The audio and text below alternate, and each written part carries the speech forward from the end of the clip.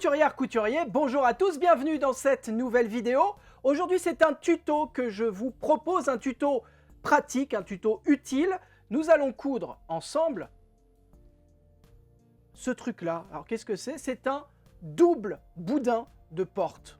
Je vous explique le problème que j'ai eu. Ici, si vous avez suivi ma vidéo de la construction de ce studio, en fait je suis au sous-sol de la maison que j'habite.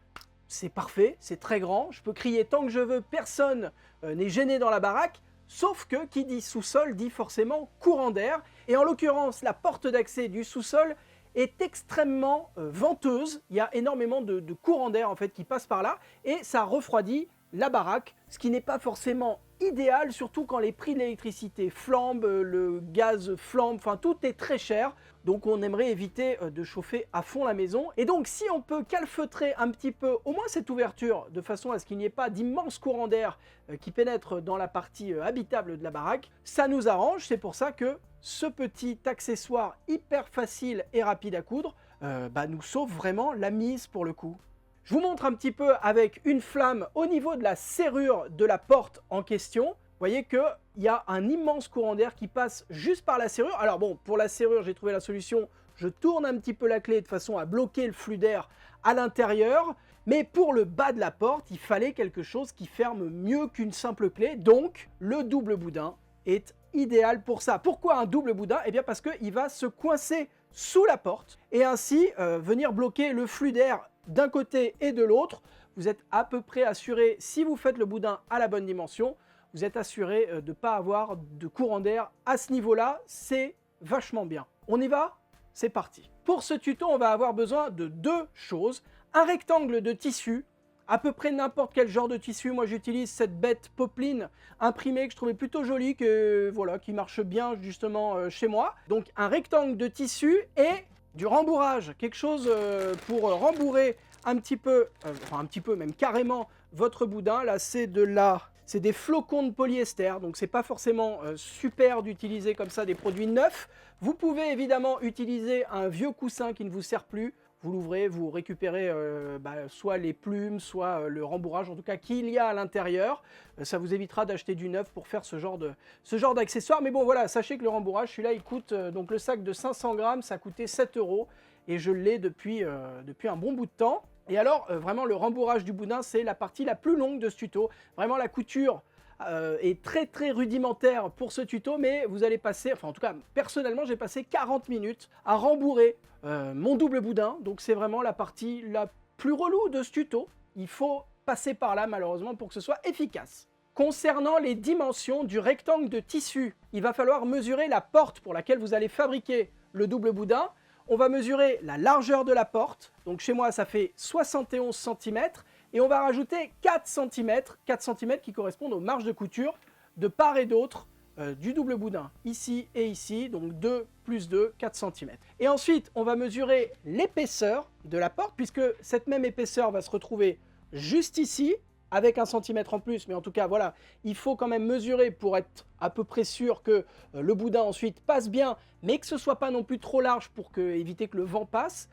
Donc, vous allez mesurer l'épaisseur, et en fait, cette épaisseur, on va rajouter un petit centimètre ici, et ça permettra de glisser le double boudin sous la porte. Donc, les dimensions du rectangle dont on a besoin, pour la longueur du tissu, vous mesurez la largeur de votre porte, vous rajoutez 4 cm, et pour la largeur du tissu, vous faites 40 cm, ça devrait marcher pour une porte standard qu'on a chez nous, à moins que vous ayez vraiment des portes de château avec des trucs hyper épais.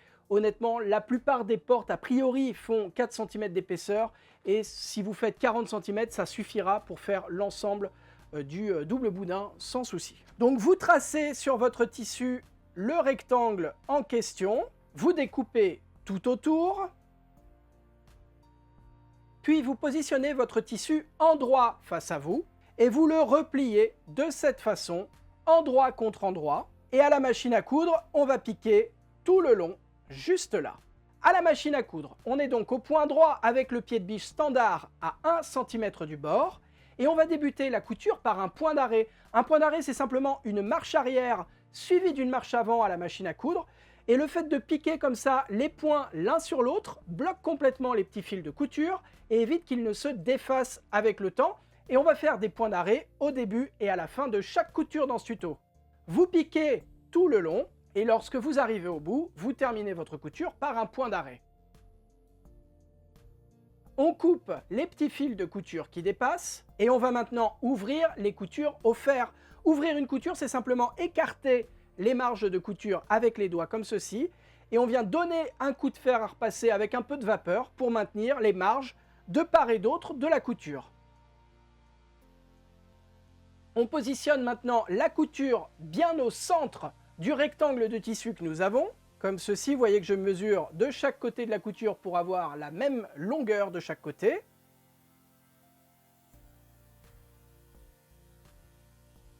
Et à la machine à coudre, on va faire une couture sur l'une des extrémités à 1 cm du bord, juste là. On est toujours au point droit avec le pied de biche standard à 1 cm du bord et on commence par un point d'arrêt. On pique tout le long. Lorsqu'on arrive au niveau de la couture centrale, on fait bien attention à ce que les marges de couture restent bien ouvertes. Et lorsqu'on arrive au bout, on termine notre couture par un point d'arrêt. On coupe les petits fils de couture qui dépassent et on va maintenant dégarnir les angles. On vient simplement couper à 45 degrés les angles ici et là. Et on va maintenant retourner sur l'endroit notre double boudin, comme ceci, avec un petit accessoire ou alors simplement une aiguille à tricoter. Vous venez repousser les angles pour leur donner une jolie forme. Et maintenant, avec une craie de tailleur, nous allons marquer le tissu ici, là, tout le long, et ici, ça va nous servir de repère parce que nous allons coudre ensuite directement surpiquer tout le long ici et ici pour créer les deux boudins justement. Donc je vous l'ai dit, moi ma porte fait 4 cm d'épaisseur, donc je vais rajouter 1 cm pour avoir un petit peu d'aisance lorsque je vais enfiler le double boudin sur la porte. L'aisance qui est nécessaire pour le coup puisque les boudins prennent quand même un petit peu de place et donc il faut absolument avoir un petit peu de marge ici pour pouvoir faire coulisser le boudin sans que ça frotte trop. Donc je vais tracer un trait à 2,5 cm de la couture centrale sur chacun des côtés et du coup 2,5 cm plus 2,5 cm, ça fera bien 5 cm au centre. À la machine à coudre, on est toujours avec le point droit et le pied de biche standard et on va surpiquer directement sur les deux lignes que nous venons de faire et on va piquer tout le long ici et ici, mais nous n'allons pas piquer jusqu'au bout, nous allons nous arrêter en faisant un point d'arrêt à 1 cm du bord du tissu. Donc on est au point droit avec le pied presseur standard et on débute la couture du côté déjà cousu. On fait un point d'arrêt au démarrage, comme d'habitude, on pique tout le long et lorsqu'on est quasiment arrivé au bout, on arrête de coudre lorsqu'on arrive à 1 cm du bord, on fait un point d'arrêt et on reprend la couture de l'autre côté de la même façon. On coupe tous les petits fils de couture qui dépassent et là il va être grand temps de bourrer le boudin. Donc avec le rembourrage que vous avez choisi, vous rembourrez chacun des tubes de chaque côté du double boudin. La partie centrale, on la laisse tranquille, on va la laisser complètement vide. Donc comme je vous l'ai dit, c'est la partie la plus longue de ce tuto. Il va falloir être bien patient, il va falloir bien répartir le rembourrage pour qu'il soit bien disséminé tout le long du boudin et que ce soit efficace sur toute la longueur de la porte.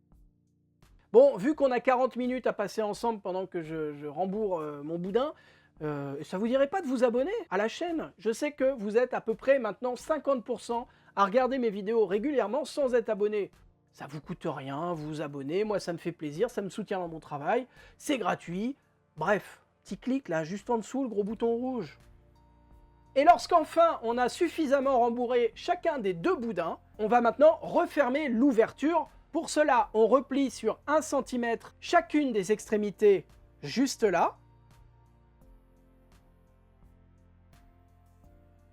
On vient mettre une petite épingle ou une pince comme moi pour bloquer le tissu sur lui-même.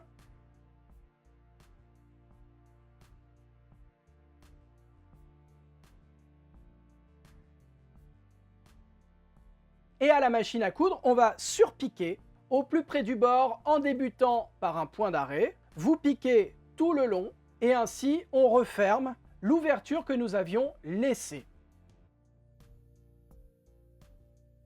on coupe les petits fils de couture qui dépassent et c'est terminé, bravo à vous. Merci à toutes et tous d'avoir suivi ce petit tuto jusqu'ici, j'espère qu'il vous a plu, j'espère qu'il vous sera utile pour éviter de dépenser trop d'argent pendant cet hiver un peu rigoureux et éviter de vous cailler, éviter vraiment de balancer de l'argent par la fenêtre parce qu'il fait froid, parce qu'il y a des courants d'air et que les portes ferment pas bien.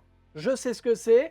Si c'est le cas, si vous avez aimé ce tuto, vous pouvez me le dire en laissant un petit commentaire, un pouce en l'air et surtout en vous abonnant à la chaîne YouTube, c'est le gros rectangle rouge. Juste en dessous, il y a marqué abonnement. Il suffit de cliquer, c'est gratuit. Si vous voulez soutenir mon travail, si vous voulez me donner un petit coup de main, c'est possible grâce au bouton rejoindre qui est juste à côté normalement en bleu. Ça vous permet de donner un petit peu d'argent chaque mois via YouTube.